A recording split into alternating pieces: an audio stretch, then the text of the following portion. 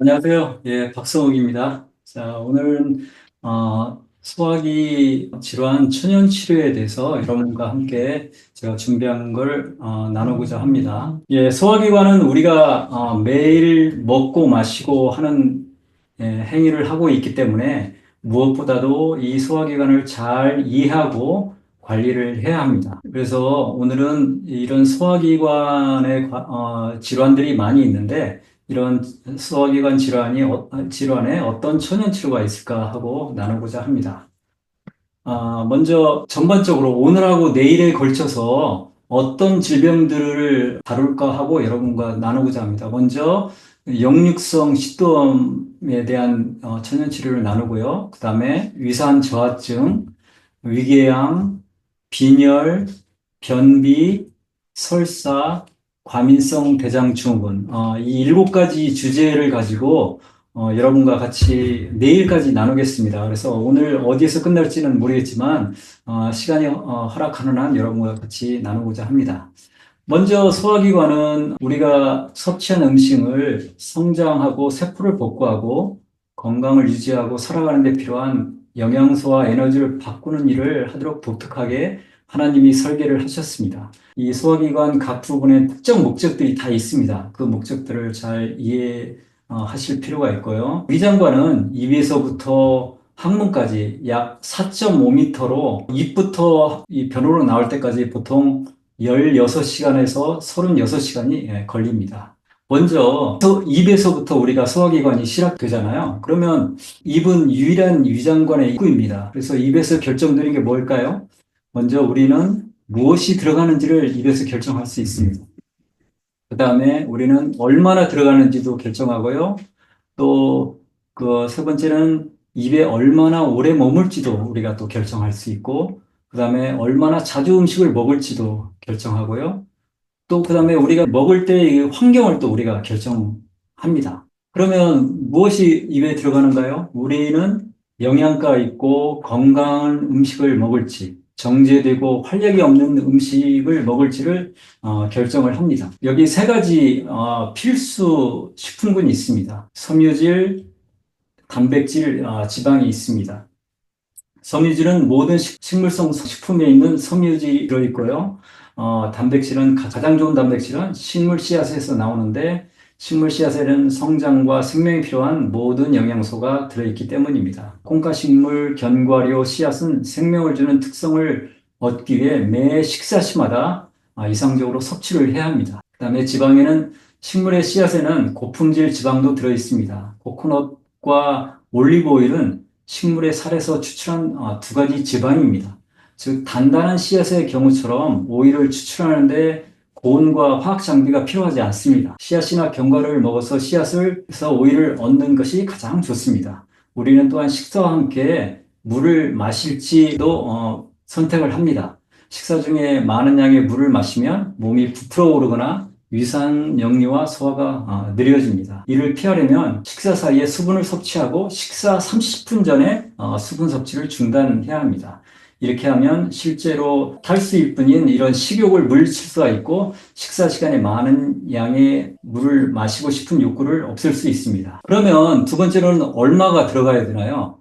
위는 많은 음식을 담을 수 있지만 과식은 위에 부담을 주고 여분의 더 많은 음식을 소화하기 위해 더 많은 위산을 생성하고 이 산이 식도로 역류하여 속쓰림을 유발할 수 있습니다. 뇌와 근육에서 추가적인 힘을 요구하고 사람이 과식을 하면 피곤하고 졸릴 수가 있습니다. 그래서 가장 좋은 거는 우리가 배부르다 싶기 전에 식사를 멈추는 것이 가장 좋습니다. 입안에 얼마나 오래 머무르는 게 좋을까요?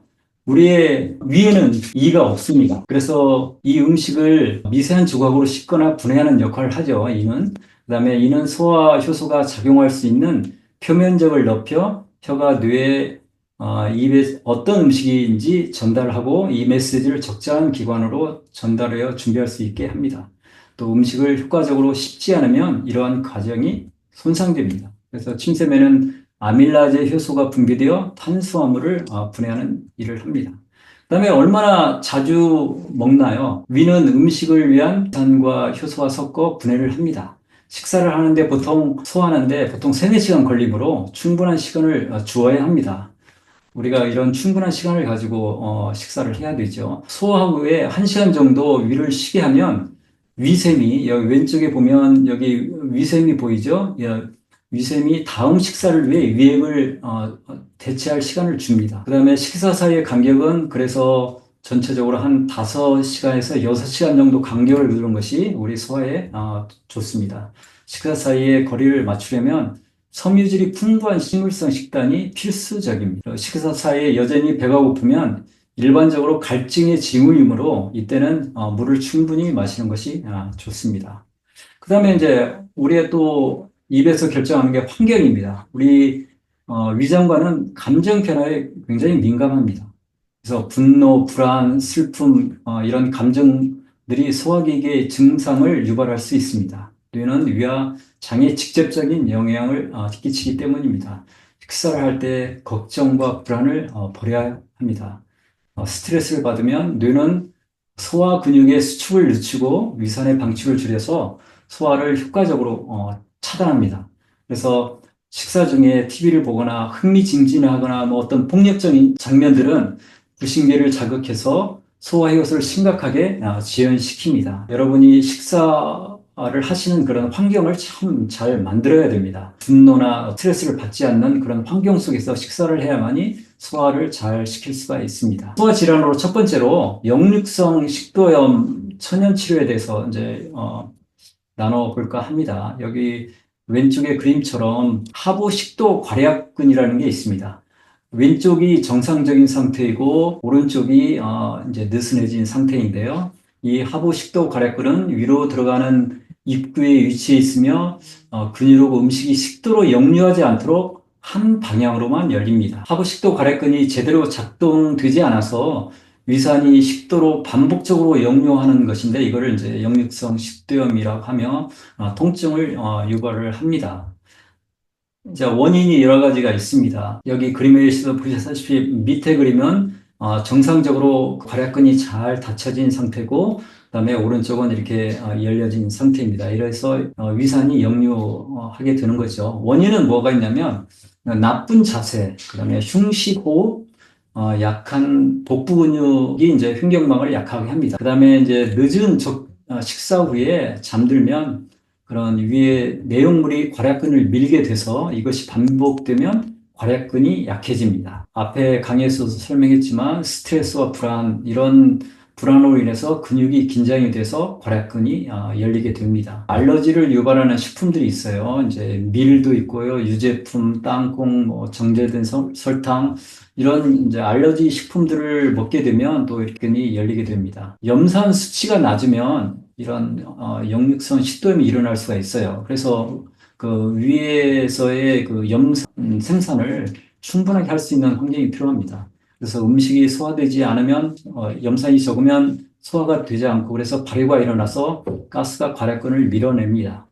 여기에 이제 바른 자세가 나와 있어요. 그래서 식사 후에도 이렇게 바른 자세로 업무를 본다든지 앉아 있어야 좋고요. 이렇게 구부정하거나 이런 상태가 있으면 역류할 수가 있어요. 그다음에 소파에서 허리가 눌린 자세로 TV를 본다든지 하면 복압이 상승해서 식도염을 일으킵니다. 식사 후에 시간적 여유가 있다면 한 식후에 한 20분 정도 천천히 걷는 것이 좋습니다. 잠을 잘 때도 여기 그림처럼 왼쪽으로 누워 자면 위산 역류하는 것을 막을 수가 있습니다. 그러니까 오른쪽보다는 왼쪽으로 누워서 위가 밑으로 처지도록 한 상태로 주무시는 것이 수염이 있는 환자들에게는 좋습니다. 그 다음에 이제 천연치료 어떤 방법이 있을까요? 먼저 이제 복부 근력을 강화를 해야 됩니다. 누워서 다리 굽혔다 펴기 운동도 있고요. 부분 윗몸 일으키기, 말등 만들기, 그 다음에 옆으로 누워 다리 올리기, 뭐 이런 운동들이 있습니다. 그래서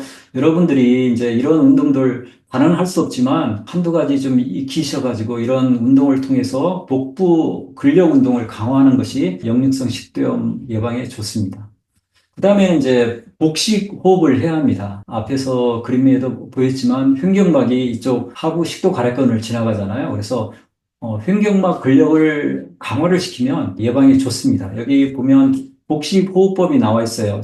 첫 번째는 천천히 코로 숨을 들이마시면서 넷까지 세고요. 그래서 배가 부풀어 오르게 해야 됩니다. 그러니까 복부호흡법은 숨을 들이마실 때 배가 나오도록 해야 됩니다. 처음에는 잘 안 되실 거예요. 그러면 누워서 하시면 더 잘 됩니다. 그다음에 두 번째는 다시 셋을 셀 동안 호흡을 잠깐 멈춥니다. 천천히 숨을 내쉬면서 마음속으로 다섯을 셉니다. 그래서 숨을 내쉬면서 배가 쏙 들어가면 횡격막이 위로 이완돼서 올라갑니다. 그래서 숨을 들이마실 때 횡격막이 수축하고요. 그 다음에 내뱉을 때 횡격막이 이완합니다. 이런 복식 호흡법을 많이 하시면 역류성 식도염 예방에도 굉장히 좋습니다. 보통은 우리가 흉식 호흡, 이 폐로만 숨을 쉬는 그런 사람들이 대부분이잖아요. 저도 그런 상태였는데 이런 복식 호흡법을 저도 이제 시간이 드는 대로 하려고 합니다. 그래서 복식 호흡을 통해서 여러분이 이런 식도염을 예방할 수가 있습니다. 그 다음에는 이제 저녁은 가능하면 가볍게 먹지 않는 것이 제일 좋고요. 과일이나 샐러드를 먹고 취침할 때는 뭐 9시나 10시 취침할 때는 위가 공복이 되도록 하고요. 늦은 간식을 끊는 게 식도염 치료에 좋습니다. 늦은 저녁 식사 후 잠결에 들면 위의 내용물이 괄약근을 밀게 되는데 이것이 반복되면 괄약근을 약화시킵니다. 그 다음에 이제 알러지가 일으킬 수 있는 밀가루 제품, 유제품, 정제 설탕 등은 식도염을 악화시킵니다. 그래서 이런 제품들을 가능하면 삼가하시는 게 좋습니다. 위에서 소화를 촉진하기 위해 위산을 증가시켜 음식이 바로 되지 않게 해야 합니다. 그래서 어떻게 위에서 위산을 많이 만들어낼 수 하는 방법은 뒤에서 이제 제가 저위산증을 나눌 때 말씀을 드리겠습니다. 그 다음에 이제 생강차는 또 식도염에 도움이 됩니다. 식후로 차를 마실 수 있거나 소화를 돕게 생강 캡슐 한 3캡슐 정도 같이 먹으면 소화에도 도움이 되고 식도염이 돕니다. 그래서 생강차 만드는 방법은 제가 강의 다 끝나고 한번 보여드리겠습니다.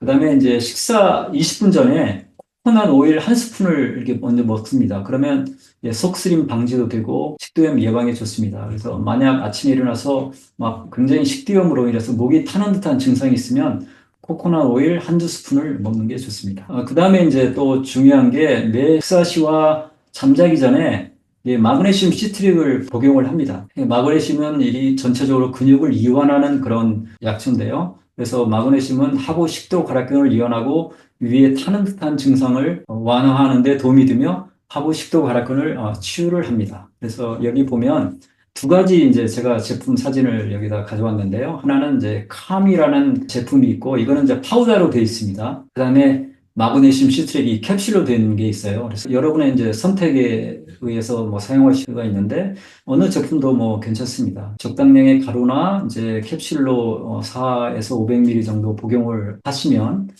또 이런 역류성 식도염에 또 효과가 좋습니다. 그 다음에 이제 또 예를 들어 이제 아까는 뭐 코코넛 오일을 먹었는데 또 식도에 자극이 있는 경우에는 잠자기 전에 그 슬리퍼리 M을 복용하시면 좋습니다. 슬리퍼리 M이 또 이렇게 전체적으로 식도를 효과적으로 코팅하고 진정을 시키는 역할을 하고요. 그 다음에 이제 또 제가 이것저것 책을 보면서 굉장히 효과적이라는 게 여기 맥시마이저라고 알 가든사에서 나오는 소화 효소제가 있습니다. 이 제품은 그 식도염을 감소시키거나 없애는 데 도움을 주는 걸로 알려져 있습니다. 그래서 식사 전에 한두 캡슐 복용하면 식도염 증상 개선에 굉장히 도움이 되겠습니다. 그 다음에 이제 또 위로 넘어가겠습니다. 위는 이제 들어온 음식물을 소화선을 이용하여 분해를 하고 소화 과정을 시작을 합니다.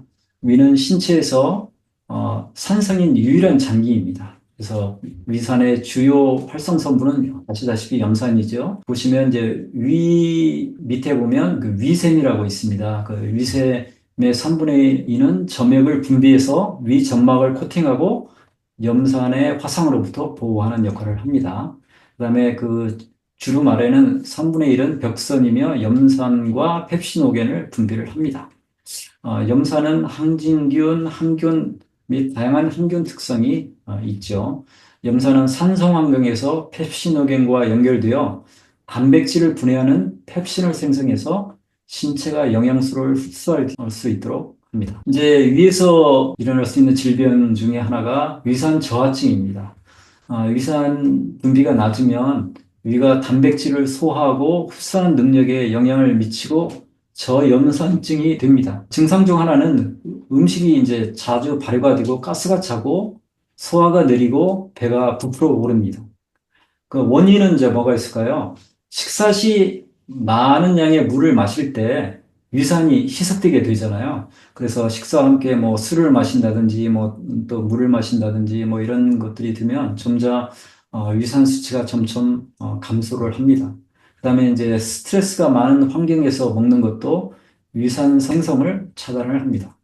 그다음에 자주 식사를 하는 것은 또 위산을 고갈시킵니다. 아까도 전에 말씀드렸잖아요. 그래서 우리가 충분히 식사를 하면 한 3, 4시간 정도 소화 과정을 일으키고, 그다음에 1시간 정도 휴식을 취하면 또 위산을 이렇게 다시 생성을 하게 되는데, 그런 환경이 되지 못하고 자주 식사를 하면 위산이 고갈됩니다. 그다음에 과식하거나 늦은 밤 식사도 위산을 고갈시킵니다.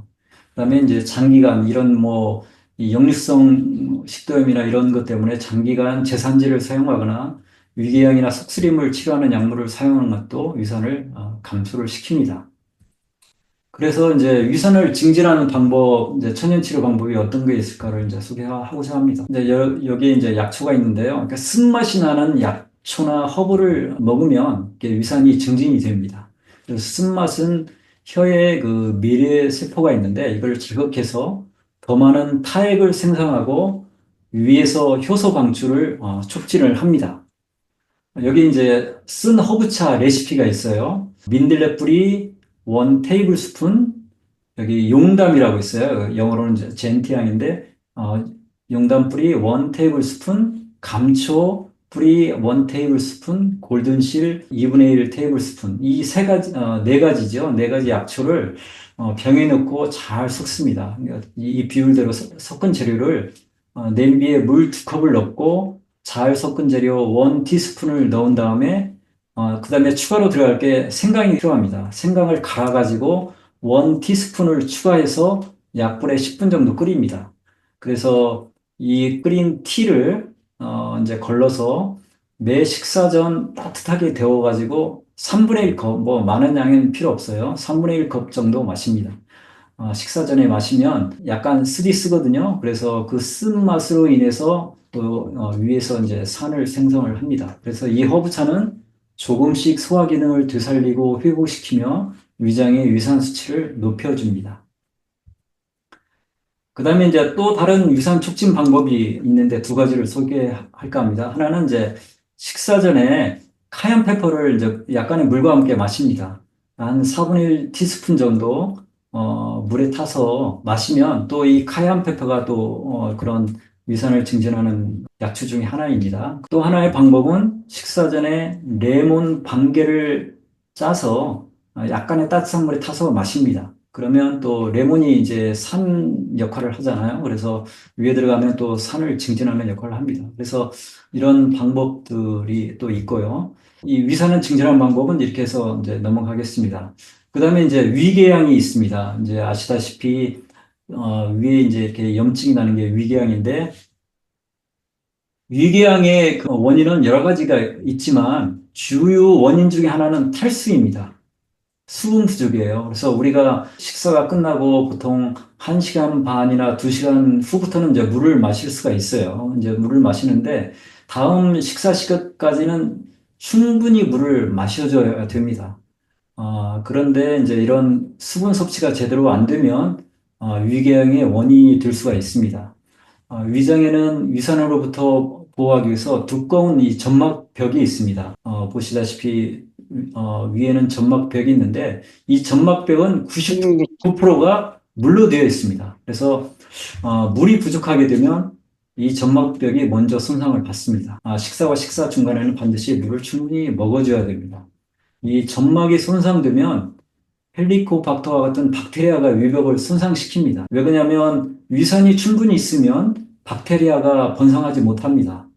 그런데 이제 위산이 적어지면 그 적어진 틈을 이용해서 박테리아가 증식을 하게 되고 이제 이런 유궤양과 같은 이런 질환들을 일으킵니다. 그래서 충분한 수분 섭취는 위장의 치유 과정에서 매우 중요합니다. 그래서 여러분이 명심하실 거는 꼭 물을 충분히 섭취를 해야 된다는 거죠. 그 다음에 스트레스 또한 위산 감소를 일으키는 원인 중에 하나입니다. 그다음에 위궤양 통증을 완화하기 위해서는 제산제 사용은 위산 수치를 낮추기 때문에 위궤양을 더 악화시킵니다. 위궤양의 증상이 뭐 여러 가지 있습니다. 이런 보통 헤리코바테균에 의해서 이제 많이 생성되고요. 여기 증상을 보시면 피를 토하거나 몇 시간 전에 먹은 음식을 토할 수도 있고요. 어지러움을 느끼거나 대변에 피가 보일 때도 있고요. 지속적인 체중 감소, 약을 먹어도 통증이 사라지지 않습니다. 이 통증이 등까지 또 퍼지는 것도 있고요. 그래서 이런 위궤양의 증상들이 있을 때 내가 지금 위궤양이구나 하는 것들을 잘 살펴봐야 될 것 같습니다. 그러면 이제 위궤양의 천연 치료가 뭐가 있을까요? 제가 아까 설명드렸지만 매일 물 2리터 정도를 마셔야 됩니다. 위궤양이 있다든지 또 예방하기 위해서는 이렇게 물을 충분히 마셔줘야 되고요. 그 다음에 이제 고섬유질 식단을 섭취를 해야 됩니다. 그래서 섬유질은 야채나 과일에 많잖아요. 야채 섬유질은 궤양 치료에 도움을 줍니다. 그 다음에 이제 카모마일 차. 이 카모마일 차가 염증 있는 위점막을 진정시키는 효과가 있습니다. 그래서 이 카모마일 차를 마시면 좋고요. 그다음에 이제 슬리퍼리엠은 위궤양이나 이 소화기관 치료에 굉장히 중요한 허브입니다. 저희도 항상 비상용으로 저희는 항상 집에 있는데 슬리퍼리엠을 물에 타서 먹거나 캡슐 3개를 복용합니다. 여기 이제 어떻게 먹는지는 이제 이따 보여드리겠지만 원 티스푼을 따뜻한 물 반 컵에 타서 잘 섞은 다음에 식사 한 15분 전에 마십니다. 그다음에 이제 또 다른 방법은 양배추가 위궤양 치료에 굉장히 좋습니다. 그래서 매일 양배추나 브로콜리를 먹습니다. 양배추 이제 주스를 이렇게 만들어서 먹으면 좋은데요. 이제 양배추 주스를 만들어서 하루에 4번 한 10일 정도 마시면 위궤양이 치료될 수 있습니다. 양배추에는 좋은 글루타민이 들어있는데 제산제보다 궤양을 더 잘 치료를 합니다. 그 다음에 이제 또 효과적인 그 허브 보충제가 있습니다. 이 감초 뿌리에서 추출한 DGL이라는 이런 그 허브 제품이 있습니다. 유궤양과 십이장 궤양 치료에 사용되는데 연구에 의하면 그 궤양 치료제인 타가메트나 잔탁보다도 효과적이라고 합니다. 그래서 대신 이 감초는 여러분이 사용할 때 오래 사용하면 안 되고 감초는 이제 고혈압을 또 높일 수가 있습니다. 고혈압 환자가 있는 경우에는 복용하지 않는 것이 좋습니다. 궤양 치료에도 이런 효과적인 제품이 있다는 걸 알아주시기 바랍니다. 그다음에 이제 그 양배추 주스 만든 법을 제가 간단히 2가지만 소개할까 합니다. 하나는 이제 재료가 양배추 한 3분의 1 정도, 그다음에 적당량, 그다음에 샐러리 한 4-5개, 당근 4개, 레몬 1개. 이거를 이제 각 재료를 적당히 이제 썰은 다음에 블렌드에 넣고 간 후에 그다음에 이게 체에 걸러서 이걸 식사 전에 마십니다. 그러면 이게 이제 양배추 주스 첫 번째 만드는 방법이고요. 두 번째는 이제 양배추 4분의 1 적당량, 그 다음에 생감자 껍질을 벗겨가지고 한 2분의 1 정도, 당근 4개. 또 동일한 방법으로 적당량 블렌드에 넣고, 간 다음 채로 걸러서 마십니다. 그 다음에 이제 또 여기 위궤양 차가 있습니다. 그래서 여기는 이제, 감초, 그러니까 감초가 아까도 말했다시피 위궤양 치료에 좋은데요. 감초 뿌리, 마시멜로 뿌리, 카모마일, 각각 한 티스푼, 그다음에 여기 이제 생소한 약초지만 구골나무 뿌리가 있습니다. 그러니까 영어로는 오레곤 그레이프루트라고 하는데요. 그다음에 호프가 있고요. 에키네시아 뿌리, 계피 껍질, 시나몬이죠. 각각 2분의 1 티스푼하고 물 1리터를 이제 냄비에 넣고 끓인 후에 한 15분 정도 이제 약불에서 끓인 후에 이제 이걸 10분 또 우려낸 다음에 하루에 한 2번 정도 마십니다. 이게 이제 위궤양에 좋은 차가 있습니다. 그 다음에 이제 마지막으로 약간 실기를 보여드릴 텐데요. 빈혈이 있습니다. 빈혈도 또 위의 질환하고 연관이 있어서 제가 소개를 해드리고자 합니다. 빈혈은 위의 낮은 염사량으로 인해서 발생할 수 있는 주요 질병으로 신체 적혈교수나 질적 결핍을 나타냅니다. 적혈구는 헤모글로빈이라는 철분이 풍부한 단백질을 사용해 몸 전체를 운반하는데요. 빈혈은 적혈구 헤모글로빈 수치가 정상보다 낮은 것을 의미합니다. 우리 몸은 헤모글로빈을 만들기 위해 철분이 필요한데요. 철분은 음식에 결합되어 있어서 있는데 이것을 염산이 있어야 방출을 할 수가 있습니다. 우리 몸은 간에 페리틴이라는 단백질 형태로 철분을 저장하고 이 페리틴 수치는 철분 결핍성 빈혈의 진단 검사를 사용합니다. 그래서 왼쪽에 보시다시피 이 페리티닌 수치가 있잖아요. 이게 남자와 여자 약간씩 수치가 다르지만 이 수치보다 떨어지거나 이제 올라갈 때는 문제가 됩니다. 여러분들이 이제 혈액 검사나 1년에 한 번씩 건강검진 할 때 이런 수치를 잘 보시고 이제 내가 빈혈이 있거나 없거나를 잘 판단하시기 바랍니다. 그래서 이런 빈혈이 있을 때 어떻게 천연치료를 하는지를 이제 소개할까 합니다. 그래서 먼저 이제 빈혈의 증상은 이런 허약함, 피로, 집중력 저하, 걷는 동안 숨이 차거나, 그 다음에 심각한 빈혈은 맥박이 강하게 뛰고 심박수가 빨라지는 증상을 동반을 합니다.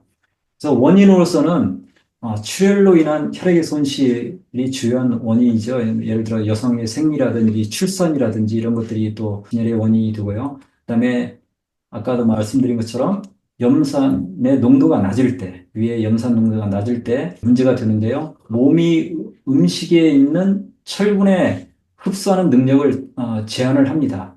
염산이 낮으면요. 그래서 위와 장에서 철분을 흡수하는 정도의 영향을 끼칩니다. 그래서 염산이 낮으면 우리가 먹은 음식에서 철분을 분리하는 그런 능력이 떨어집니다.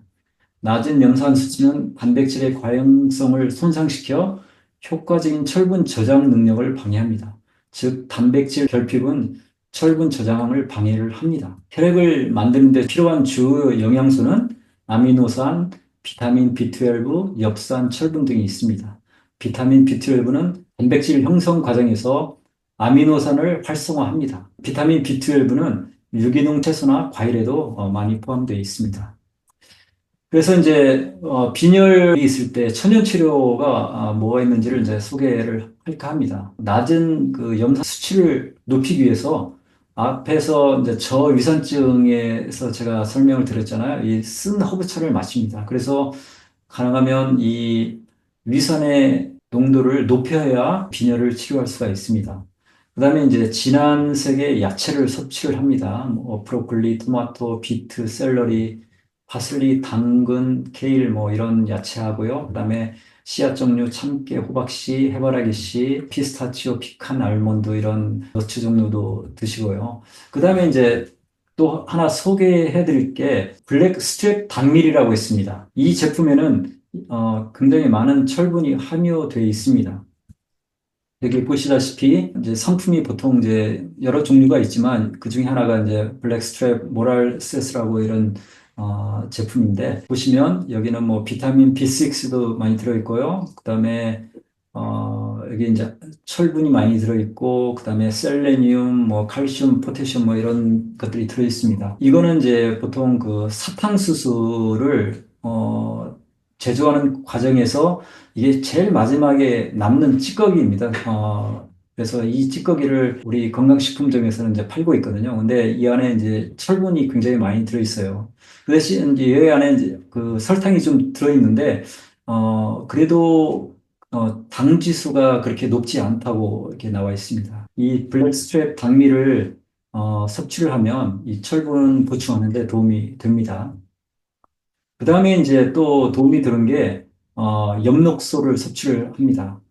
이 엽록소는 적혈구 생성에 도움이 됩니다. 그래서 유산이나 출산 후에 많은 피를 잃은 경우에 10일 안에 정상적으로 회복하는 방법은 이런 오른쪽에 보시다시피 그 민트향이 있는 클로로필 한 병을 이제 사서 하루에 한 이 전체 병의 한 3분의 1을 섭취를 하고 그다음에 여기 이제 블러드 빌더라고 있습니다. 블러드 빌더가 이제 이게 메가 푸드사에서 나온 그 블러드 빌더가 있습니다. 여기에 보면 비타민 C도 있고, B12도 있고, 여기 철분이 또 많이 함유되어 있습니다. 그래서 피가 정말 내가 많이 부족해서 회복을 시켜야 된다 하면 이 엽록소하고 블러드 빌더를 같이 섭취를 하면 빠른 시일 안에 이 피를 생성할 수 있고 철분을 회복하는 데 도움이 됩니다. 그다음에 이제 유익한 허브들은 민들레, 뭐 옐로우덕, 레드립 이런 허브들이 있습니다. 이런 허브들을 활용하시면 좋을 것 같습니다. 그래서 여기까지 제가 이제 전체적으로 제가 준비한 자료를 나눴고요. 일단 저희가 한번 실습을 해보도록 하겠습니다. 자, 먼저 그 생강차를 만드는 법 간단히 이제 보통은 뭐 생강차 만들 때 저희가 생강을 갈아가지고 아니면 생강을 썰어서 그래서 오랜 시간 동안 끓이잖아요. 근데 간단히 만들 수 있는 방법을 제가 소개해 드릴까 합니다. 여기 이제 생강을 제가 이렇게 갈아왔어요. 생강을 미리 갈아서 이렇게 준비를 했습니다. 이 갈은 생강에다가 여기 이제 이 스트레이너 있죠? 스트레이너에 갈은 생강을 이렇게 넣습니다.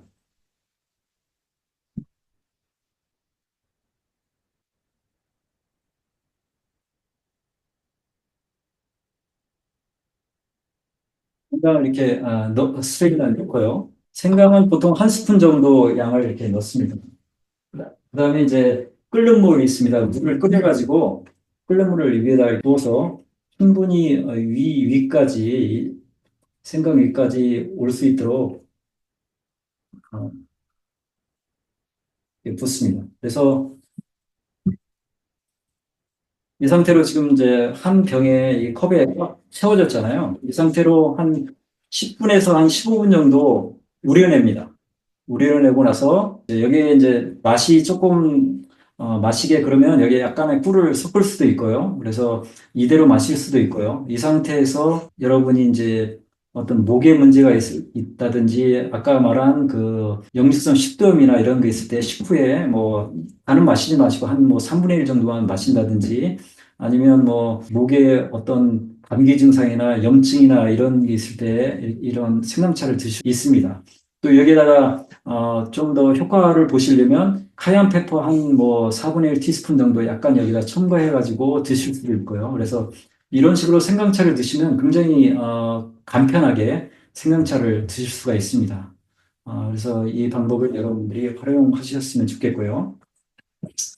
그다음에 이제 제가 사용하고 있는 이 블랙 스트랩 모랄세스입니다. 이게 당밀인데요. 저는 이제 이 제품을 사용하고서 효과를 본 거를 하나 제가 말씀드리고자 하는데 저는 이제 최근에 뭐 한 몇 개월 전부터 이렇게 오후가 되면 굉장히 그 목이 잠기고 목소리가 굉장히 막 가라앉고 하는 그런 느낌을 받았어요. 그래서 굉장히 좀 불편함을 많이 느꼈거든요.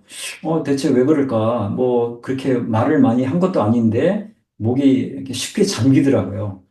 그래서 이제 이것저것 보다가 이 블랙 스트랩 안에 이게 요오드라는 또 성분이 많이 들어 있습니다. 그러니까 이제 저희가 뭐 이런 미역이나 이런 해산물을 많이 먹지 않아서 그런 영향도 있을지 모르겠지만 그래서 이거를 이제 제가 얼마 전부터 먹기 시작했어요. 그래서 먹을 때 이런 두유 한 잔에 이 블랙 스트랩을 한 스푼 정도 이게 따뜻하게 데운 상태에서 한 스푼 정도 이게 블랙 스트랩이 이게 굉장히 이게 철분이 많이 들어있는 것처럼 보이시죠? 굉장히 까맣습니다. 그래서 이거를 이 우유 한 잔에 잘 하시면 이게 이제 좀 약간 달달한 맛이 있습니다. 달달한 맛이 있어가지고 굉장히 먹기도 좋습니다.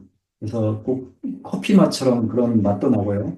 그래서 이거를 이제 이렇게 마십니다. 그러면 이거를 한 2, 3일 정도 마셨더니 제 목소리가 이렇게 가라앉거나 이런 증상들이 사라졌어요. 그래서 굉장히 저는 이것 때문에 그 효과를 많이 봤습니다.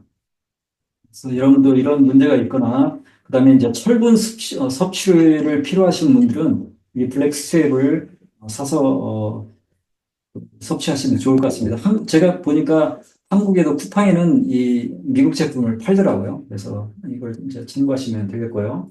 그다음에 이제 아까 보여드린 이런 그 마그네슘 제품들, 카미나 이제 마그네슘 시트릭이 있습니다. 그래서 마그네슘 제품들은 여러분이 또 그 잠이 안 오거나 이런 불면증이 있을 때도 효과적입니다. 어느 분은 이 마그네슘 시트릭을 처음에는 이제 역류성 식도염 때문에 복용을 하기 시작했는데 나중에 이제 잠을 굉장히 처음에는 못 주무신 분인데 이 마그네슘 시트릭을 복용한 후에 또 잠을 잘 주무시는 그런 효과를 보신 분도 계십니다. 그래서 혹시라도 내가 이제 혈압이 높다거나 그다음에 이제 밤에 어떤 일로 잠을 잘 못 주무실 때 이거를 물에 타서 드시면 효과가 좋습니다. 그다음에 이제 여기 보시면 이게 슬리퍼리 램이 있습니다. 저는 항상 이거를 저도 이제 잠이 좀 예민한 상태라서 이 슬리프램을 굉장히 애용을 합니다. 그래서 속이 뭐 가끔씩 변이 안 좋다거나 속이 안 좋거나 할 때는 전 스쿼러보다도 이 슬리프램을 잘 복용을 하는데요. 지금 저기 물이 없는데, 이제 보통 원 티스푼 정도 컵에다 넣고, 이게 슬리퍼리엠을 드실 때는 반드시 뜨거운 물에 타셔야 됩니다. 그래야 이게 잘 풀어집니다. 찬물로는 잘 이게 풀어지지 않고 이게 덩어리지거든요. 그래서 반드시 드실 때는 뜨거운 물에다가 한 반 컵 정도, 이거보다 좀 물을 더, 이 정도 잘 섞으시면 이게 이제 나중에 걸쭉하게 됩니다. 스테로크림이 걸쭉하게 되기 때문에 이거를 이제 가서 식사 전에 드시고, 또 이런 설사나 이런 증상들이 심하신 경우에는 잠자기 전에도 드시면 좋습니다. 그래서, 저는 항상 이 슬리프램을 이용합니다. 이게 먹기도 굉장히 좋습니다. 맛도. 그래서 여러분들이 이런 장애 문제가 있거나 역류성 식도염뿐만 아니라 뭐 어떤 위궤양이나 그다음에 이런 과민성 대장염 뭐 이런 여러 가지 증상에 이 슬리프램이 굉장히 좋습니다. 보시죠. 이게 굉장히 이게 걸쭉하게 됐습니다. 그다음에 이제 생성하는 약초, 위산을 증진하는 약초가 여기 네 가지가 있습니다. 여기는 이제 감초가 있고요. 그다음에 이거는 이제 젠장이라고 용담, 이게 굉장히 쓴맛을 냅니다. 그다음에 이제 골든실, 이게 다 이제 그 뿌리 야채입니다. 그래서 가루가 아니고요. 뿌리 잘라진 상태고, 그다음에 이게 민들레. 이거를 예를 들어 이제 이런 용기에다가 원 테이블 스푼씩 부어가지고 혼합을 한 다음에 이거를 물에 넣고 우려서 드시면 좋습니다. 그래서 이제 이런 티를 드시면서 식사 전에 드시고, 그래서 위산을 증진을 하셔가지고 식욕이 없다 하면 이 티를 드시면 또 식욕도 증진될 수가 있기 때문에 이런 약초들을 잘 이용해서 사용하시기 바랍니다. 자, 이상으로 제가 오늘 준비한 강의는 여기까지 하겠습니다.